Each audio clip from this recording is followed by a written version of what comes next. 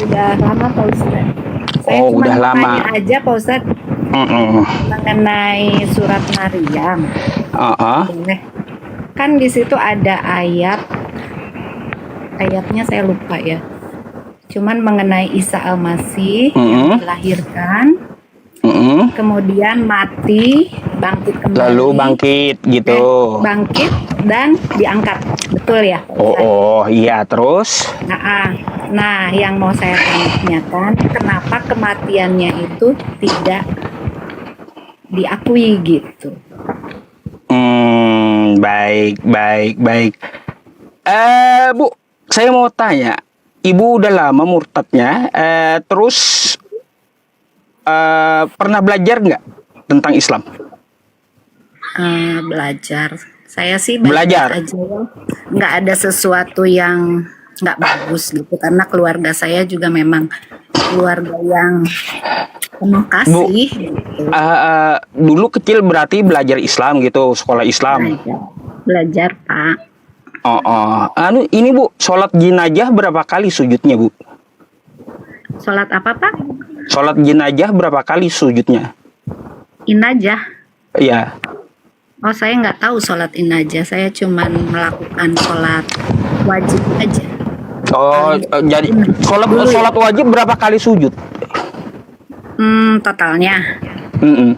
Subuh 2, maghrib 3, zuhur 4, asar 4, isya 4. Apa ya?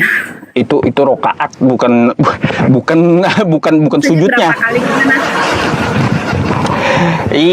Iya. Apa yang hafal dari Islam, Bu? Kalau memang Islam. Dalam hal apa nih yang hafal? Baca Quran bisa nggak? Bisa. Bisa. Yakin? Bisa, Pak. Contohnya baca ayat apa? Qul huwallahu ahad, Al-Ikhlas, Terus? Al-Kausar. Qul huwallahu ahad. Kayak gimana? Coba. Qul huwallahu ahad, Allahu samad, lam yalid walam yulad, walam yakul lahu kufuwan ahad. Oke. Masih hafal saya, Pak. Masih hafal ya. Baik. Kita ulangi Bu pertanyaannya.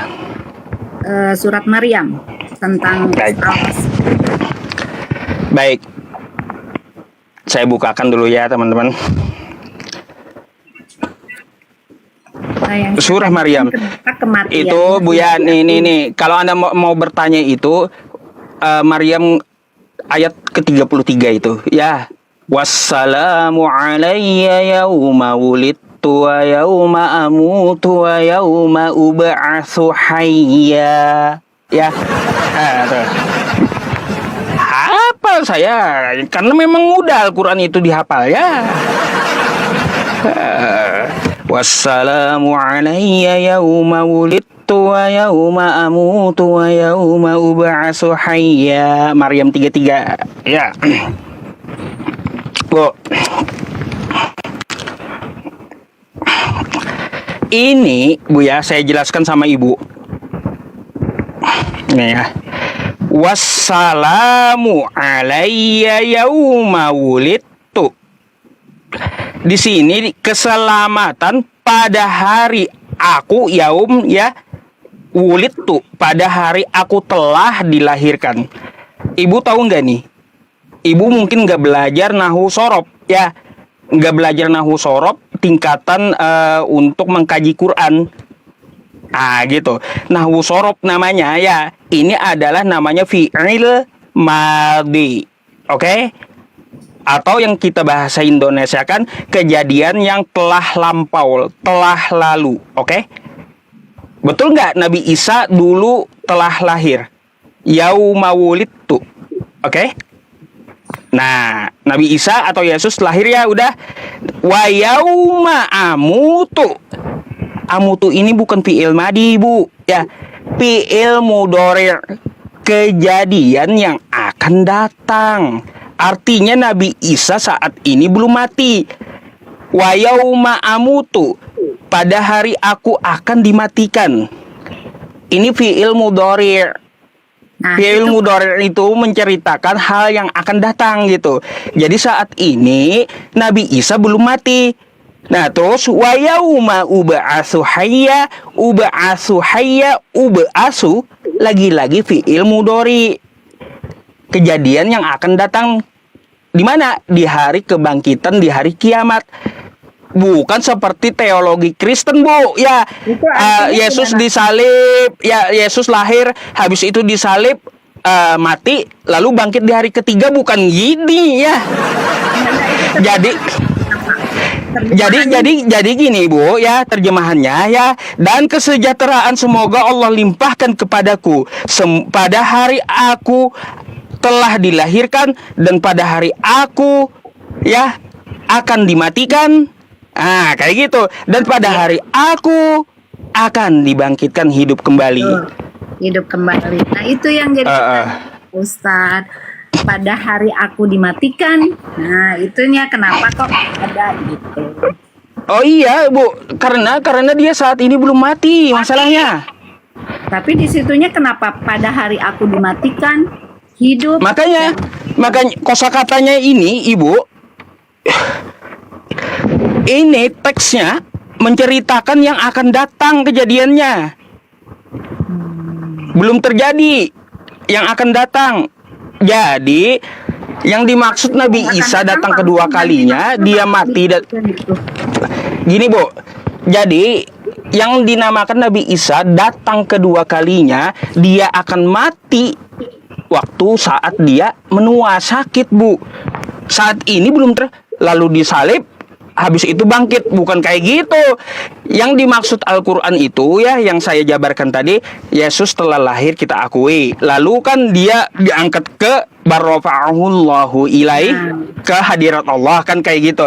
Tapi dalam keadaan hidup, bukan mati. Nanti dia diturunkan, baru dia mati, amutu. Gitu, baru dia mati, amutu.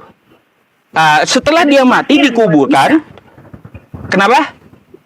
Ada mati nanti buat Isa. Iya, nanti belum mati dia.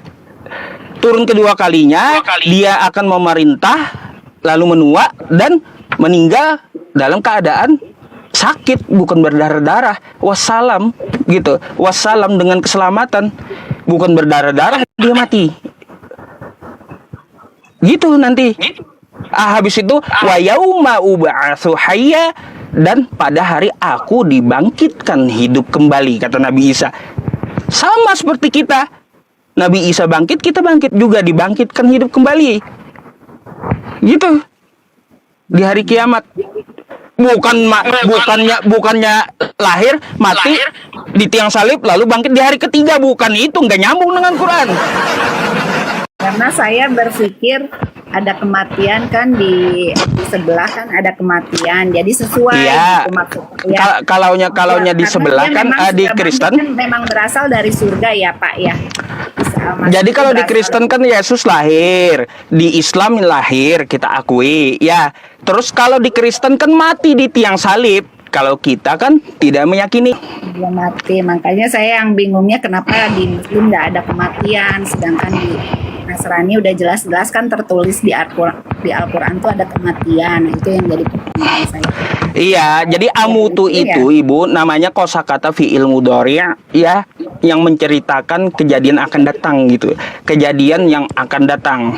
Jadi saat ini Nabi Isa belum datang, belum terjadi amutnya. Karena Al-Quran menceritakan kejadian di masa mendatang nanti saat Nabi Isa turun. Kosakatanya seperti itu, amutu. Pak Ustadz, selanjutnya dong. Kan dia terkemuka di bumi dan di surga. Terkemuka di mana saja dia ada. Nah, itu kan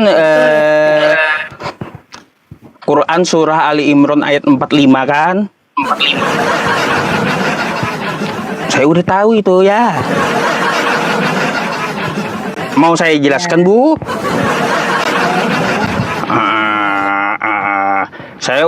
Pertanyaan Anda itu ada di otak saya semua, Bu, ya. Jadi misionaris itu nggak akan bisa berkutik sama saya kalau dia nyerang Quran, Bu. Nah, nggak akan bisa. Oke, teman-teman. Saya nggak nyerang, kan saya bertanya, Pak. Iya, kalau ada misionaris menghadapi saya, bentar ya Bu ya. Al-Maidah, bentar, Al-Maidah ya. Ya, Al-Maidah 45. Nih ya. Bentar, saya bukakan Quran saya.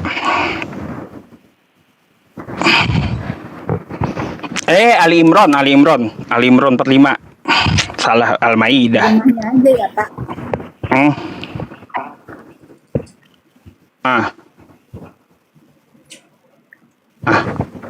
Bu, bacain Arabnya, Bang.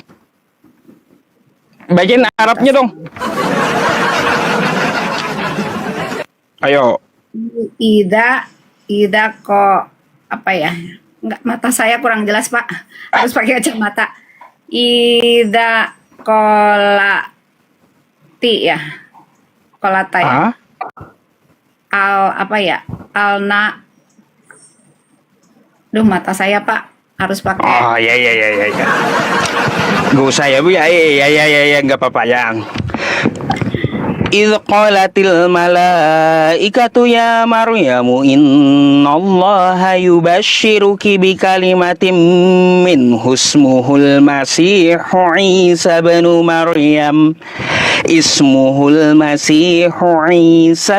Maryam wajihan fid dunya wal akhirah wa minal muqarrabin.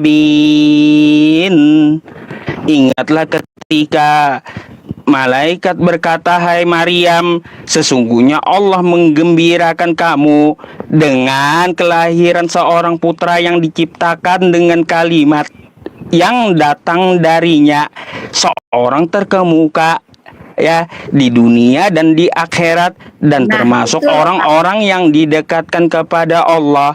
Di sini bukan cuma Nabi Isa, tapi banyak orang, Bu. Ya.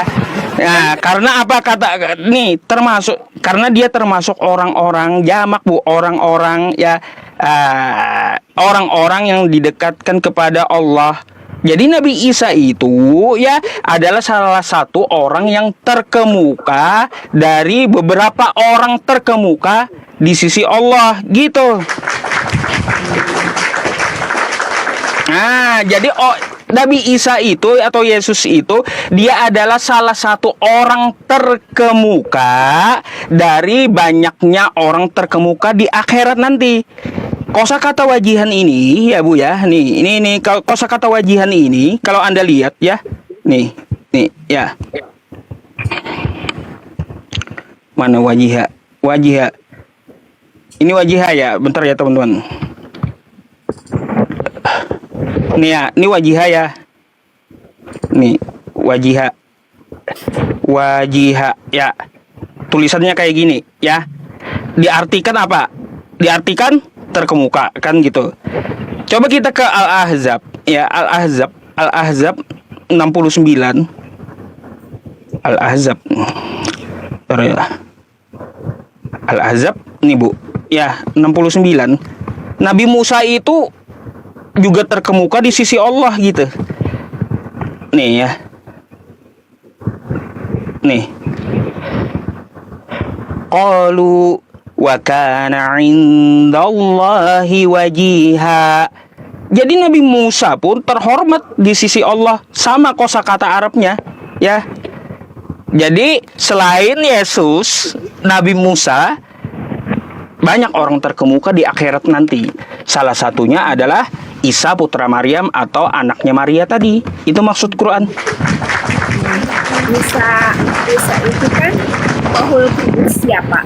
Dan dia adalah jalan yang lurus. Bagaimana? Ibu, itu lagi Isa jalan yang lurus. Nggak belok-belok, kejedot ntar. Karena dia Rohul Kudus. Dia diperkuat dengan Roh Kudus. Itu ada di Al-Maidah ayat 110. Ya, Anda baca nanti, Google aja. Dia diperkuat dengan Biruhil Kudus.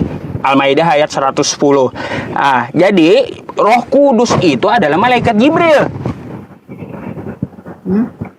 Malaikat Jibril.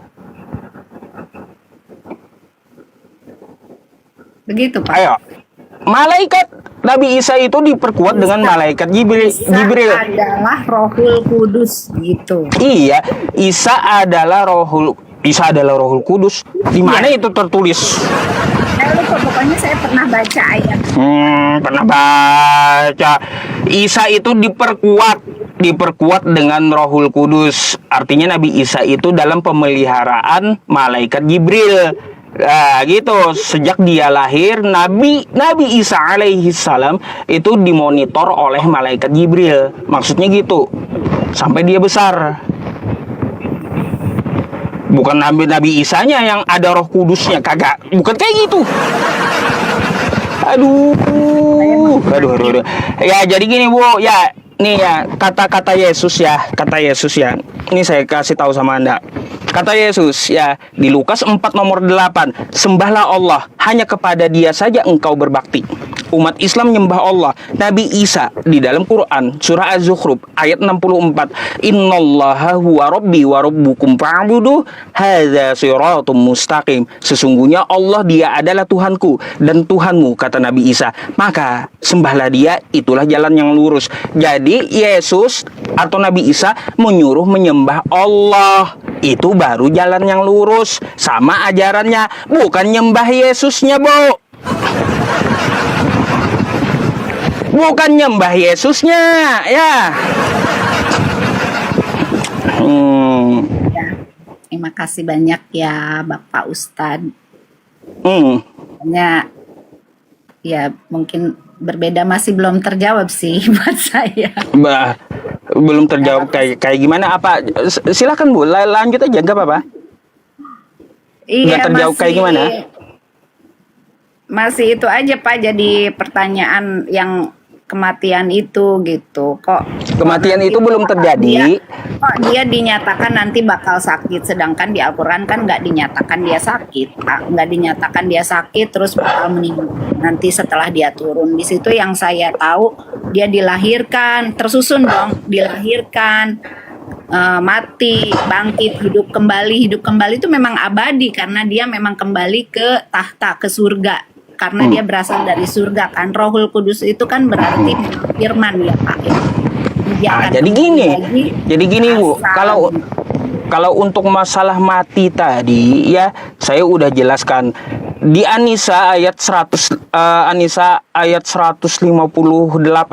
ya, barofa'ahullahu ilaih, dia diangkat ke hadirat Allah dalam hidup ya, tidak mati di tiang salib gitu. Jadi makanya kenapa di Maryam 33 tadi wassalamu alayya yauma wulidtu wa yauma amutu. Amutu kejadian yang akan datang, yang belum terjadi sekarang, tapi kejadian akan datang nanti Nabi Isa mati.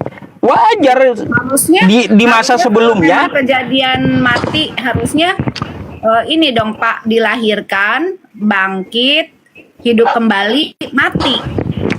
Gini, jadi Nabi Isa saat ini di fase keberapa dari Al-Quran itu? Dia telah lahir di ilmu Dori' tadi ya, kejadian telah lalu, kan gitu. Ya, kita akui bersama Yesus atau Nabi Isa itu telah lahir, kita akui bersama gitu. Tapi yang kedua, ini proses perjalanan kedua Nabi Isa. Kalau Kristen menganggap mati di tiang salib, kami barofa'ahullahu ilaih, dia diangkat ke hadirat Allah gitu. Secara hidup-hidup tanpa mati di tiang salib. Untuk kedua kalinya nanti dia turun, wa innahu la'ilmun lis-sa'ati fala tamtarunna biha wattabi'un hadza shiratum mustaqim. Tuh. Sebagai apa Pak? Sebagai hakim. Dia akan menghakimi orang Kristen. Hah? Telat dong masih tahu. Dia, Bu, ya, ini juga tertulis di kitab Ibu loh. Ya. Nabi Isa atau Yesus nanti turun kedua kalinya, dia akan memberantas Kristen. Kalau pemahaman kami di hadis ya, dia akan mematahkan salib, membunuh babi-babi, dan menghapus jizyah, menghapus perpuluhan. Tapi menurut Bapak kalau hakim itu berkuasa dong ya Pak? Kalau dia adalah hakim, ya, turun kedua kalinya dia berkuasa berkuasa, tapi belum kiamat. Tapi setelah hari kiamat nanti dia dihakimi Allah. Kan gitu. Di Al-Quran ya Pak? Dia di Al-Quran Nabi Isa dihakimi Allah ada. Al-Maidah 116 sampai 117. Bantu baca boleh Pak? Waduh. Wa idh qala Allahu ya Isa anta qulta lin-nasi ittakhiduni wa ummiya ilahaini min dunillah. Aduh.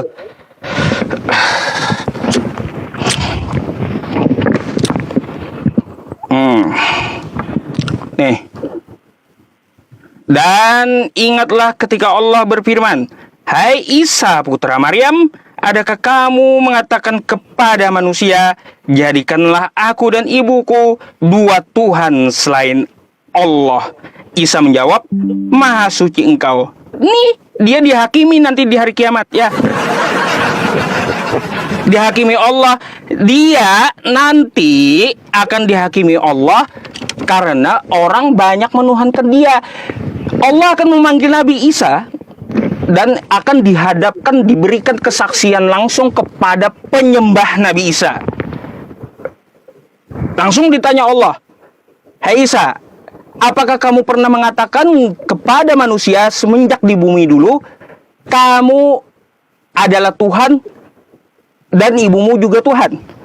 Maka jawaban Nabi Isa apa? Qala subhanaka ma yakunu li an aqula ma laisa li bihaq. Tidak patut, kata Nabi Isa, aku berkata seperti itu. Ya Allah, nggak ada. Itu biar nanti ya penyembah-penyembahnya menyesal. Dan itu tertulis di Matius 7 nomor 22 loh. Matius 7 nomor 22 sampai 23. Pada hari terakhir aku akan berterus terang, kata Yesus. Banyak orang yang memanggilku Tuhan, Tuhan. Bukankah kami bermukjizat demi namamu, menyembuhkan orang sakit demi namamu, mengusir setan demi namamu? Apa kata Yesus? Kata Yesus, pada saat itulah aku berterus terang kepada mereka, ya, aku tidak pernah mengenal kalian, ya, kalian semua adalah pembuat kejahatan, kata Yesus. Sama tuh dengan Al-Maidah 116 ketika dihadapkan nanti di hari kebangkitan, di hari terakhir, dengan orang yang menyembah dia, Nabi Isa akan menjawab, qala subhanaka ma yakunu li an aqula ma laysa li bihaq. Gak patut, kata dia. Dia berkata dia adalah Tuhan. Diri, Pak Ustadz. Buat umat yang menyombongkan diri. Itu yang diberantasnya adalah Karisteng nanti, Bu. Itu makanya saya bilang ya, di Al-Quran ada Nabi Isa dihakimi oleh Allah langsung di hadapan para penyembahnya. Betulkah dia Tuhan? Ataukah dia ada mengaku Tuhan waktu di dunia? Pada saat itu nanti Nabi Isa menjawab, qala subhanaka ma yakunu li an aqula ma laisa li bihaq, kata Nabi Isa. Aku tidak pernah ya Allah berkata aku adalah Tuhan. Tak patut bagiku aku adalah Tuhan. Tak patut, kata Allah. Kata Nabi Isa. Hanya kau yang patut disembah. Gitu. Itu waktu di hari penghakiman dan tertulis di Matius 7:22. Jadi yang menyembah Kristen, ya, yang menyembah Nabi Isa atau Yesus, itu akan dihakimi Nabi Isa di hari kebangkitan nanti, gitu. Ya, ma qultu lahum illa ma amartani bihi an i'budullaha rabbi wa rabbakum. Tuh, aku tidak pernah mengatakan kepada manusia, ya Allah, kecuali satu hal. Apa itu? Sembahlah kamu Tuhanku dan Tuhanmu, ya. Sembahlah Allah, ani'budullah. Sembahlah Allah, ya, Rabbi wa Rabbakum, Tuhanku dan Tuhan kamu. Di bumi dan di akhirat, kenapa harus dihakimi? Dia kan sudah diakui oleh Allah sendiri, ya. dia terkemuka di bumi dan di akhirat. Nah, buat sebagian orang Kristen dia itu ada tali kita Pak, gitu, tali supaya kita bisa selamat sampai di tujuan. Jadi ya kita harus